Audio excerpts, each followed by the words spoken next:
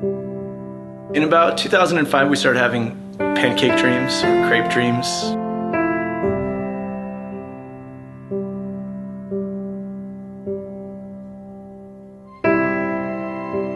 Benjy and Jonny Adler are a huge part of the future of this town. I took over as being the cute one. RJ grew out of being cute, if you didn't notice. Sometimes Johnny suggests we should try things, and usually they're terrible ideas, but even a blind squirrel can find a nut once in a while.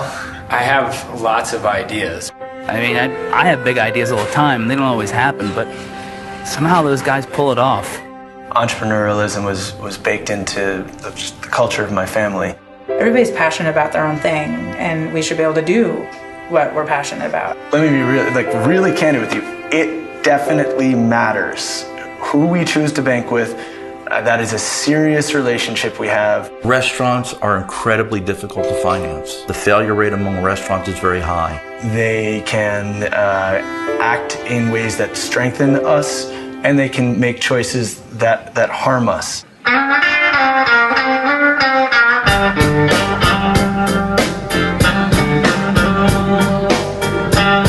The Skinny Pancake is the best room in Burlington to see a rootsy, organic music. I'll never get back, but with time I can let that go.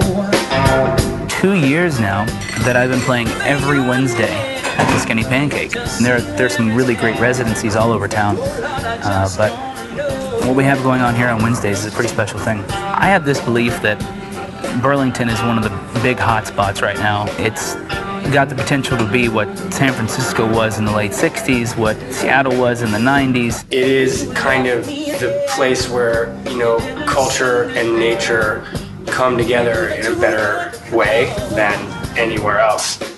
We're leading the country with local food. We've put the word out to farmers to say, listen, if you have a bumper crop that you can't do anything with, call us. One example, we got 1,000 pounds of organic tomatoes last year that were going to go to rot, and we were able to process that into marinara sauce. Benjy put together a wonderful business plan. As time goes on and all the bank changes happen out there, a lot of people start going back to their Vermont roots, and they want something that's local, and so they keep coming to the smaller banks where they can get that personal service. We'll spend $20,000 or $30,000 on basil to a single farmer. If we don't buy our basil locally, it comes from Israel or Brazil. We're plugging the holes of the leaky bucket, and we're keeping that money in Vermont. He understands that to be a successful business, you have to be efficient, you have to be profitable. Profit empowers you. It's not a dirty word, it's not a bad thing. All of our money is green.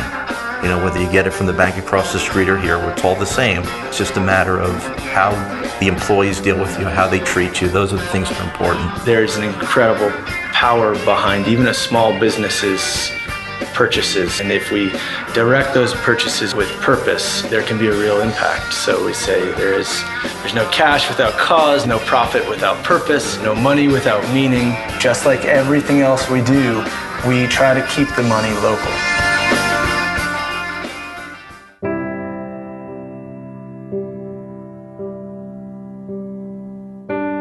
When I call Northfield Savings Bank, I get a real live human on the phone, and they know my name.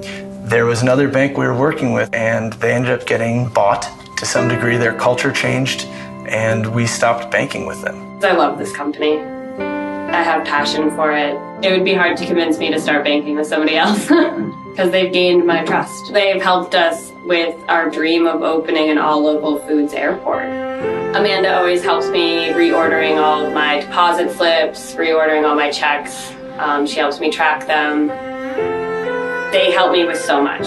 They really do. I think they enjoy me. I hope that they enjoy me. We love it when Caitlin comes in. She always has good stories for us. We vent, she vents, has to tell about life, not about work. And we see each other, every day. There's a lot of times when someone's just having a hard day and they just need someone to talk to. Yeah. As an entrepreneur, you're in charge of your business. It isn't like you're sitting there making decisions based upon shareholders.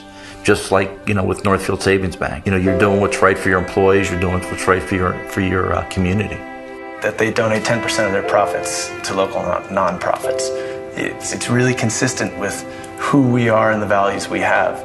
And that's straight. Like, I'm not messing with you. I'm not just BSing you. I tell people all the time, I love working for this bank, and it's not just because I bank here and this is the bank I work for. It's an awesome bank. They have skinny pancakes at the airport, and one in Montpelier, and one here, and a chubby muffin, and a catering service. It keeps them really busy, and it's a big deal, but they're just really down-to-earth people. Going above and beyond guests' expectation, that is our goal every day. I would like that the Skinny Pancake should be a place where pigs fly.